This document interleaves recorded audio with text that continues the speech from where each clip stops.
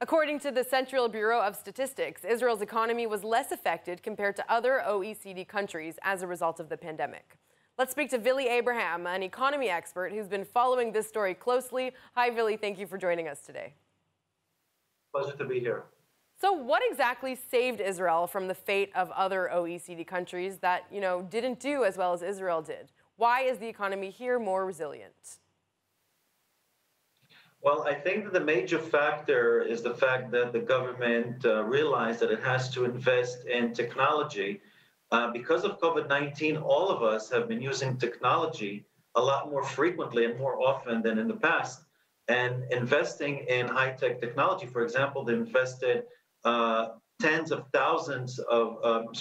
of shekels in the high-tech industry in order to increase the number of employees in the industry and to bolster the digital transformation and to provide employment to tens of thousands of Israelis.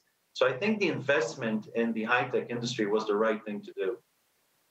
Okay. Now, how much of a factor in that is tourism? The sector has essentially shut down, but still Israel has been able to keep its head out of the water. And when you think about Israel, you think of it as a tourist hub of sorts.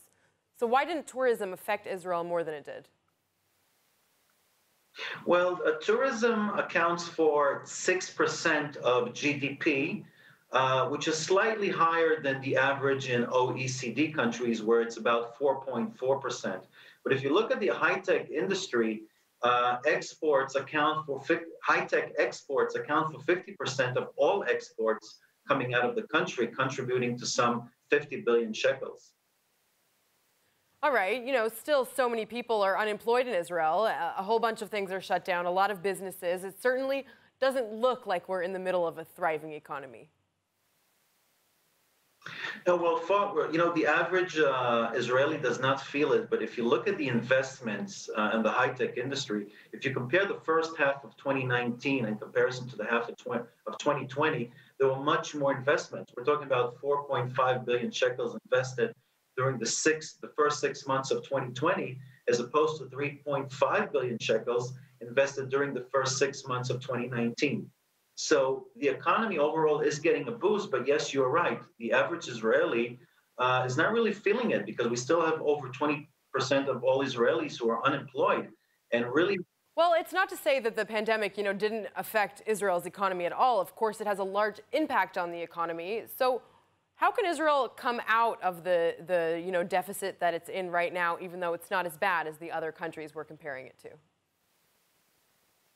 Well, probably what we'll have to do is increase both direct and indirect taxes, so both the income taxes that we're paying and indirect taxes like VAT, the 17% tax that you're paying on every item you purchase in the supermarket. They'll have to increase taxes and probably government fees for different services like, issuing passports or ID cards and other services, of course. Would you say that there's certain things that Israel did better than other countries that they can look at Israel and take advice from? Yes, well, if you look at one of the things that it did, it forged different economic agreements recently with UAE, which was a very smart move. And I think the most important thing is the investment in high-tech. In this time when there are lockdowns, people work from home, and high-tech industry thrives, and you have to boost and invest and provide incentives for investing in the high-tech industry. And that's what it did. It put in a lot of money into the high-tech industry. And I think that's what other countries can learn, because you cannot invest in tourism. People are not moving. There are lockdowns. People are afraid of traveling. So I don't think there's any sense really in doing it right now, unless, you ease the restrictions and people can travel domestically. But, international tourism is really affected, and probably for the long term for different reasons, especially security reasons. All right. Well, of course, we can only hope that the pandemic ends soon and we come out of this. Vili Abraham, thank you so much for your insight. Pleasure.